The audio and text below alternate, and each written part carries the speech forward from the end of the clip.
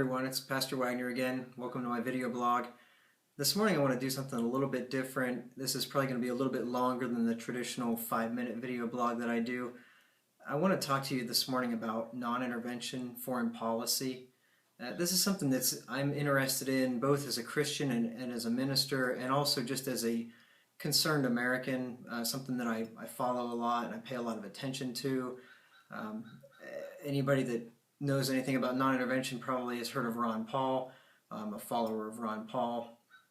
I was awakened to this idea of non-intervention foreign policy, non-aggression, not initiating violence upon other people who haven't harmed you. Several years ago I was made aware of this position, and I've since done a lot of studying and listening and reading about it. But I don't hear a lot of people in the Christian community talking about it, and I wanted to take just a few minutes here this morning and just give you a biblical perspective on foreign policy, on specifically in non-intervention foreign policy. And I hope that what I can do is articulate from the Scripture and show that this isn't just a libertarian philosophy, but this is also rooted and grounded in the Scriptures. So just bear with me here. This will take, like I said, it's going to take a little bit longer than the normal 5 minutes. I think one important thing as we look in the Scriptures about, if we're going to look at international conduct, is that international conduct can sometimes be regulated and governed by the same principles that interpersonal conduct can be governed by. This doesn't always work in the Scripture. You can't always say that the way that the Scripture says that one group of people should react and interact with another group of people should always be the same across different groups. For instance, the way that individuals relate to their government and their government relates to individuals is different than the way that individuals relate to each other. To a certain limited scope, government is in authority over individuals, at least to enforce contracts, to protect life, liberty, and property. The government does have authority over individuals in those cases, and they would have authority that, biblically speaking, like in Romans 13 and different places, that individuals wouldn't have with each other. We're not supposed to take vengeance as individuals, but the government does have the power of the sword when it comes to protecting life, liberty, and property. So anyway, but when it comes to international conduct, that's a little bit different, because in the case of nations dealing with nations, one nation is not in authority over another nation, where nations would be peers in that case. And so in that case, I will contend that the biblical principles that deal with individuals dealing with individuals, interacting with individuals, would also apply to nations interacting with nations. And if you follow me here, I think I can make a pretty good case for this in the Scripture.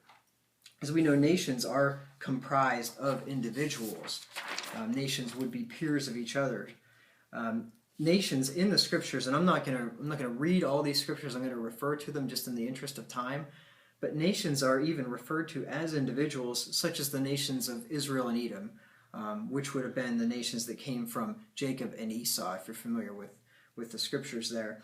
And if you want to look on your own clock, you can look at Genesis 25:13, when God told Sarah that two nations were in her womb. I'm sorry, not Sarah, Rebecca, that two nations were in her womb. That would be Jacob and Esau when they were born. And if you look at Numbers 20:17 through 22, at one time, whenever Israel wanted to pass through Edom, as you look at how the two nations talk to each other, they talk to each other as they were a man, and were even referred to as individuals, but it was one nation dealing with another nation. So nations in Scriptures are referred to as their founding fathers, if you were, like Israel and Edom, or Jacob and Esau, or two different names for them. Therefore, some of the same laws and principles in Scripture should apply to international conduct that apply to interpersonal conduct, since nations are referred to as individuals. And I will show you a good example of this here in a minute from the nation of Babylon and how God judged Babylon for her imperialism. So let's just, with that in the back of our minds there, or in the front of our minds, let's look at some of the principles of non-intervention that the Scripture lays out for individuals, which I contend can be extrapolated out to nations. I think the following, not I think, I mean, I'll show you that the following points apply to individuals as well as apply to nations, and this will be shown demonstrably in God's dealings with Babylon here in just a little bit. Number one principle would be to mind your own business. Stay in your own lane, as they used to say in the I was in the military, as they said there, stay in your own lane. If you just look at Proverbs 26 and verse 17, it says, "He that passeth by and meddleth with strife belonging not to him is like one that taketh a dog by the ears." We all know what happens when you take a dog by the ears. You reach up and grab an old Rottweiler by both ears, what's going to happen? You're going to get bit. He's going to turn on. One of your arms is going to be bloodied, or both. So whenever we pass by and we meddle with strife, two people are having strife, and we meddle with that, we're going to get bit. That's what's going to happen. And, what do you think is happening now in Libya and Syria? We saw what happened in Libya. We intervened there. We ended up putting into power the Muslim Brotherhood and Al-Qaeda. And then look what happened. Then they end up killing one of our ambassadors, and we get all the blowback. We meddle with strife not belonging to us, and we're doing the same thing in Syria. And we're told in 1 Peter 4:15 not to be a busybody in other men's matters. When it comes to things that are other people's matters, other nations' matters, we shouldn't be involving ourselves. We should not be a busybody in other men's matters. And if you look in 1 Peter 4:15 there, Peter lumps in busybodies with murderers and thieves and evildoers. So being a busybody is a serious crime in the Bible. Number two principle, obey the golden rule. Luke 6:31, Jesus said, "As ye would that men should do to you, so do ye also to them likewise." It's the old golden rule, or in modern day parlance, do unto others as you would have them do unto you. So that's just a fundamental rule that not only Christians abide by these rules, but these are general rules that have been given by all kinds of different leaders in different religions, for that matter. But Jesus really laid it down here. As you would that men should do to you, do ye also to them likewise. So just treat men how you'd want them to treat you. It's very simple. Jesus said in Matthew 22:39, "Thou shalt love thy neighbor as thyself." So you treat your neighbor as you would yourself. You wouldn't kill yourself. You wouldn't rob from yourself. You wouldn't harm yourself or beat yourself up. So why would you do it to your neighbor when he hasn't done it to you? So in other words, just treat people the way you want them to treat you. You don't murder people who have not attacked you. I mean, that's basic. We understand that as individuals. I don't go murder my neighbor when he's done nothing to me. Why would we do it as a nation? Why would we go over and murder people in other nations who have not attacked us? Just think about it. And any of you Ron Paul supporters out there, you remember the debate in South Carolina, the Bible Belt, quote unquote, where Ron Paul said we should adopt a foreign policy, a golden rule in foreign policy, and he got booed. He got booed by Christians, presumably, for saying we ought to adopt a golden rule in foreign policy. What's so bad about treating other nations as we'd want them to treat us? Number three, act only in self-defense and don't initiate violence. Peter had the right to self-defense.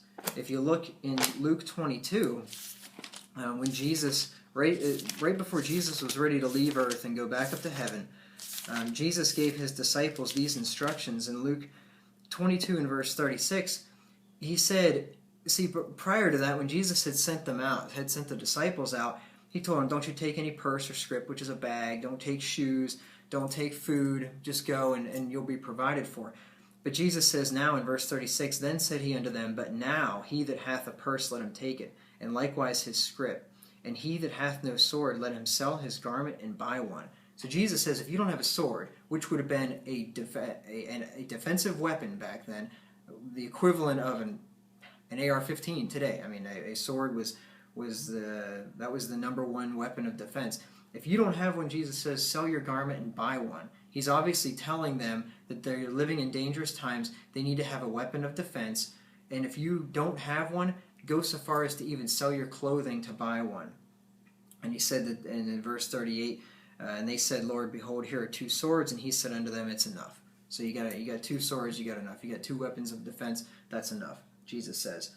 So Peter had the right to self-defense, but Peter stepped over the line when he initiated violence. If you remember what happened in the Garden of Gethsemane, Judas came to get Christ, and they were not being attacked at that point, and Jesus had even told Peter and the other disciples that he was going to be delivered to the Romans and to the Jews, and he was going to be crucified. He had told them this.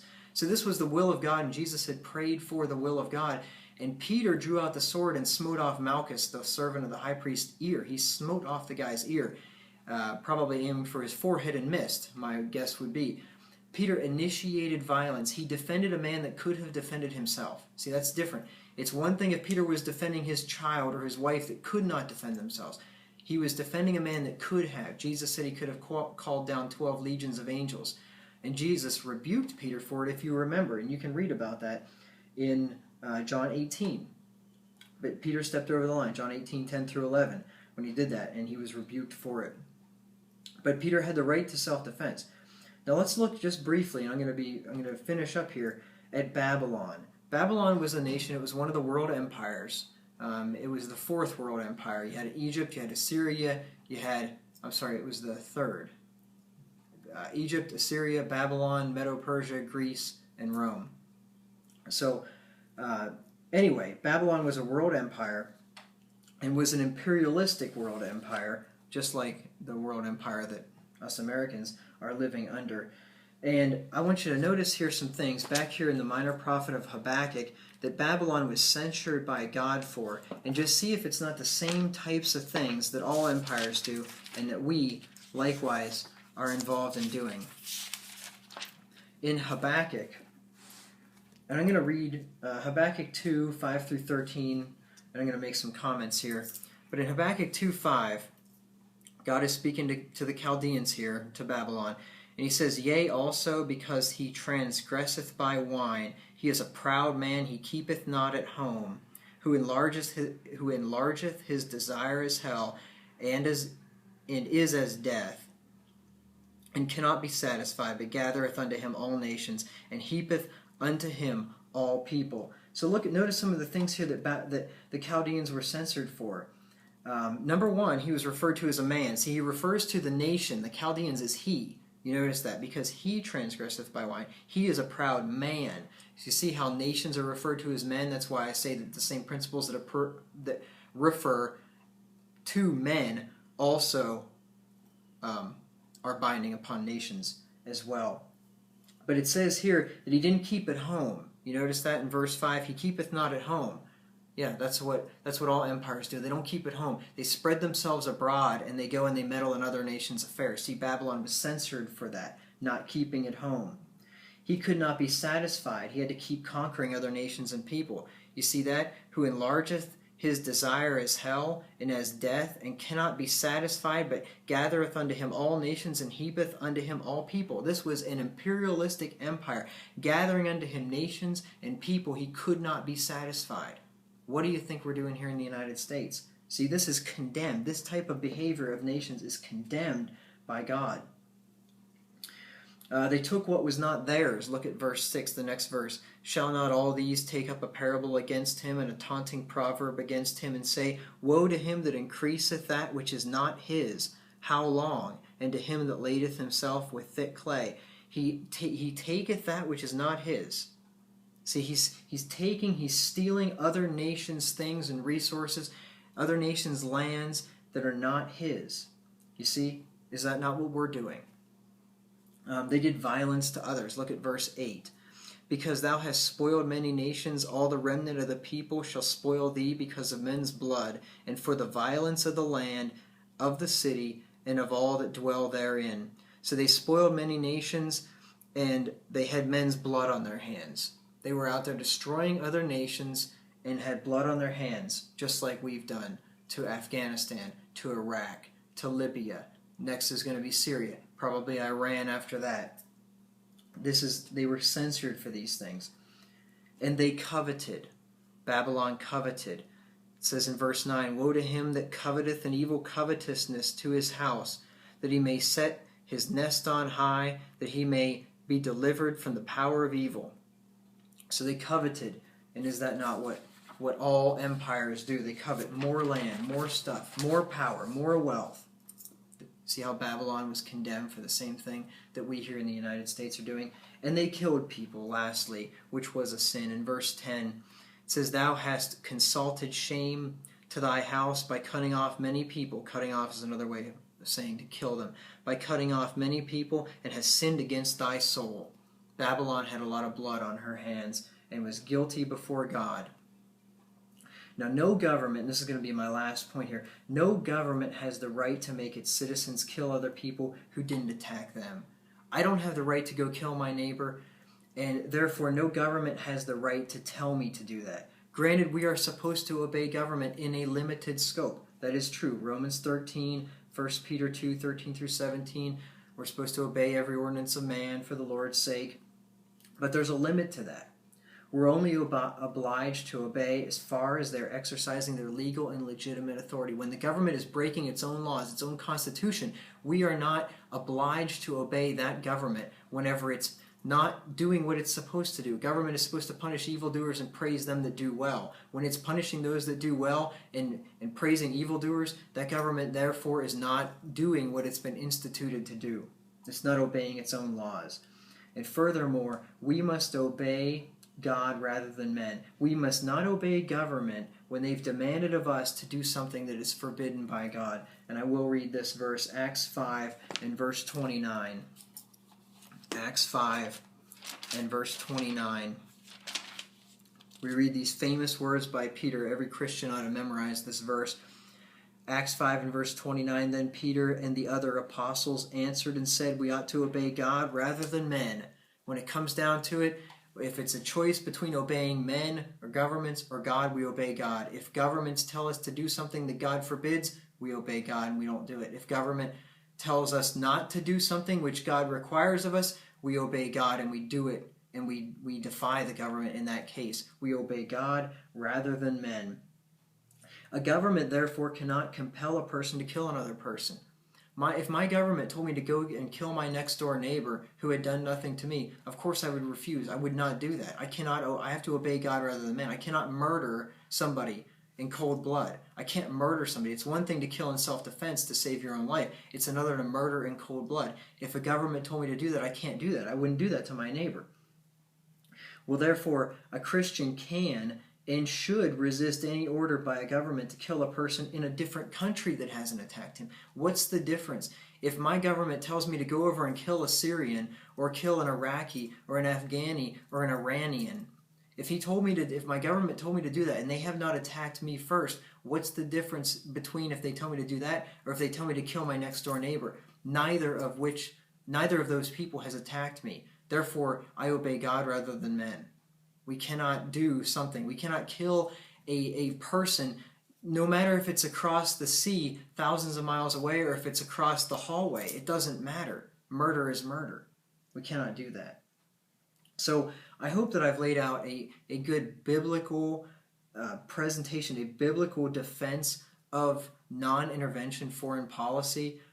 What I wanted to do, just to recap, is to give a Christian defense of it. I've heard lots of good stuff from the Mises Institute, from Ron Paul, from Lou Rockwell, from Peter Schiff, from Tom Woods, from different people, and they have mentioned Christian principles, but I've never really heard a Christian defense, and I'm sure there's one out there. I'm sure I'm not the only one that's done this, obviously, but what I wanted to do is just provide a Christian, a solid biblical defense for the principles of non-intervention and non-aggression. I've done a whole sermon on this. I did a series just recently called U.S. Foreign Policy in the Middle East. Is it biblical? That was a 7-part series, and I covered various different things of why our foreign policy is faulty. Number 4 in that series covers this material, but it's much more full.